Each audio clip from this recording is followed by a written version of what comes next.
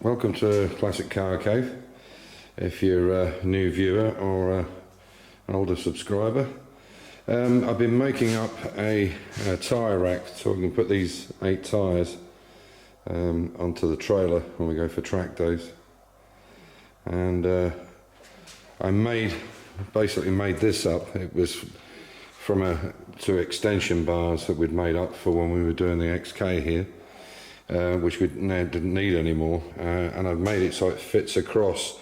So where the 8 tyres goes in, there's a bit of a space. So the idea is this goes up against the side. You imagine there's 2 bars either side, and then you turn the turnbuckle. But what I failed to think about was there is no point in having a right-hand thread on both sides, because all you'll do is move them in the same direction.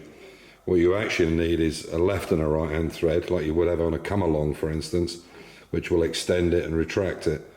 So what I'm going to actually do now is I'll take this one off, open up this nut inside so that bar goes through it, and actually put a stop end in there. So basically when the nut's inside, I'll round off this edge and so that the nut can actually turn. So one side is captive but can turn, and the other side of the thread moves in and out.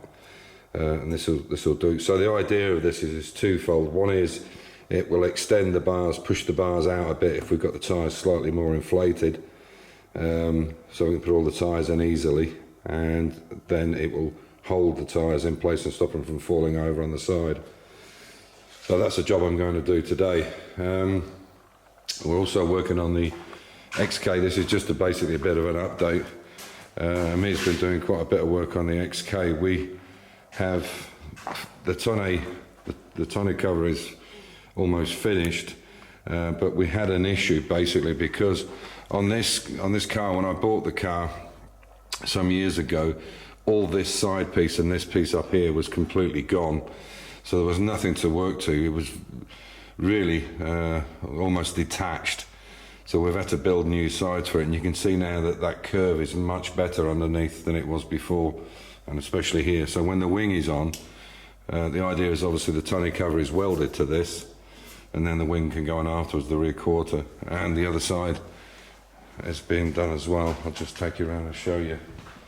Still quite a lot of work to do on this, and so the other side, now you can see where the edge is, and obviously that'll all be cut to size to fit under that tonneau. And again, you can see here, that's the new side all in. It's all got to be cleaned up obviously, but the profile's correct. The profile was wrong where we had it. So that's that job, and then we can get this all fitted in, the rear boot, the wheel well, so on and so forth. Okay, the rest of the update. This is the wheels that will be going on. These will have new medium compound tyres on them, and I bought another 2 tins of this paint remover because the lacquer on these is massive. I don't know how many layers it's had on it. Basically, we're putting the paint strip on. We can just sandblast them, but I don't want all this crap going into the sand and blocking up the gun. So we'll put this on, leave it 24 hours. We'll then high pressure wash them, and then we'll sandblast them. You can see one there that's been kind of pre-sandblasted. So they'll be done in the orange of the Golf, of the Track Mini. So I'll take you over to the Mini and show you where we're up to there. Time to start using that little baby, I think. Get that heater out and get it warmer in here. It's still sitting at 12 in here. It never goes below 10, even when it's minus 10 or 12 or 15 outside, it still stays 10. So I called up today about using the track at near Hartberg, PS Racing Centre, but unfortunately I'm not being able to get hold of anybody, so I don't know whether we'll just take a chance tomorrow and put it on the trailer and just go. I don't understand why they're not picking up. Anyway, so a couple of updates. What we've done here is put this steel shield in between, which will help to stop the exhaust heat getting into the carburetor, because obviously we want cooler, cleaner air We can't do it all the way around, obviously, around it or underneath it. What we're now going to do is put some gold heat insulated tape onto these pieces.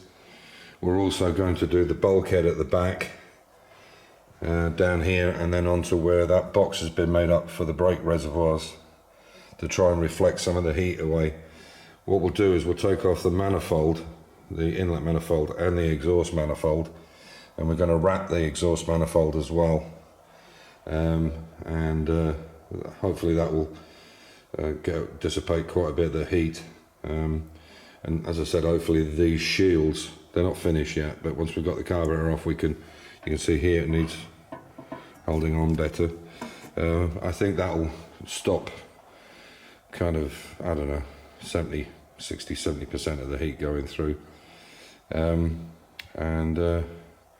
Yeah, hopefully that'll work, because as you can see the idea is that they come through here, through the grille, they go inside the car, go around the corner and into a directional vent inside, so it should be just pure air that we're getting through there for the carburetor, and obviously that'll give us more power, hopefully more power. A few updates on the car. I've been in touch with Car Builder Solutions. There's a fan on its way out, should be here on Thursday or Friday, so there's an electric fan going on here. The tape is coming from them, from the exhaust. The gold leaf is coming from Scotland. Sean got it for me on eBay, so that'll be here week after next week or whenever. Yeah, and hopefully that'll be it. I don't know how many more times we'll get out this year, but hopefully we can get out tomorrow and give it a test run and see how it goes, because I've with the brake pads being so thick, I've cut them down a little bit, you know, a few mil on each side, so hopefully that'll give us enough room for the pistons to come out where the heat is not being generated back into the fluid, into the brake fluid. So this is an anvil that that Amir made up while I was away getting my gums ripped open. But to give you an idea of the scale of it, he'll bring another tool into. So there you go. That's how tiny. That's how tiny it is. But the actual thing itself is just spot on. It's great for bending a little bit. It's an old railway line you'll probably recognise. It's a piece of railway line I got many years ago in a deal for I got this, a welder and a hammer, a chipping hammer, for €10, believe it or not, and it still works. It still works, the welder. It's a stick welder, obviously, but yeah, like I say, that's the size. I'll come out further.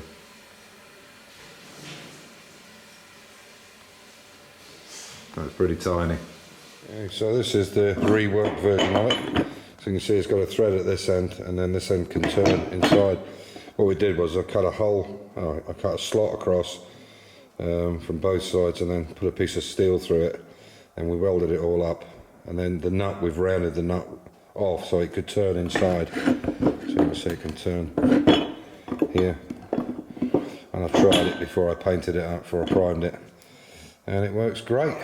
So a bit more work done on the XK. That's really coming on. You can see now, as I said, that's really nice fit underneath there. You can probably just see a gap there, but that's not got any bolts in it either side, so which is pretty good. You can probably see, I don't know if you can see, yeah, you can just see the light coming through. Oh, there, you can there. And finally, what I've done is so I'll turn these lights back on. I've put a clutch rest in here. It looks quite close, but I might have to modify it a little bit, but it works well, so it's a bit of check paint. For my fit, and I've got big feet, I take size 13. and I can operate the clutch. What we'll need to do is put some kind of spacer here in this top corner, because it can go back. It's only for a rest, but hopefully you can heel and just drop your foot over and keep it away from the clutch, because I think the clutch is being ridden a little bit, and this is a good way of, I might just take a piece off this. We'll see how we get on. Unfortunately, I've called this PS Racing Centre, and I don't know whether it's because of the COVID's gone up a bit, but I phoned 2 different numbers, left messages, even sent an email and got nothing back, so I'm not going to take the chance. It's a, you know, it's a couple of hours putting the Mini on and getting all this stuff, so I'll leave it until I can go and see the guy and book the dates into a couple of more mods while we're waiting for the stuff to come from Car Builder Solutions. As you know, this is the jacking point. I put a box section in the car when I was building the outer sills and the floors, so this slides inside. We have a quick jack which is on wheels, but also made this piece now which goes into there. It'll be painted obviously, and the reason it's got this drop section on it is so that it can go to any angle, so it can go that angle and all the way around to there. And the idea of the flat piece on the bottom is so we can put it in the jack. So I can use the very low hydraulic jack to use it, or I can use the quick jack, which is just the wheels on it. The next thing I've done is I finished this clutch rest. So that's it now in. It's absolutely solid. It's bolted at the back through the floor. You can see around the back there. And then I've used a piece of tubing there which is angled, and then gone through into that inner arch, or that flitch panel there. It's nice and solid, and that gives you plenty of room between the pedals. So what it'll do is it'll stop anybody resting their foot on the clutch, which obviously in a Mini is not a good deal, because the minute you touch it, the clutch is starting to disengage. So that's it all done. Just give it a hoover out, and hopefully some parts will start arriving soon for the fan and the exhaust, so we'll do that as well. Get all this done at the same time. So on that note, I'll knock off for the night, and we'll catch you in the next video. So stay safe, keep the faith, enjoy your hobby. Bye.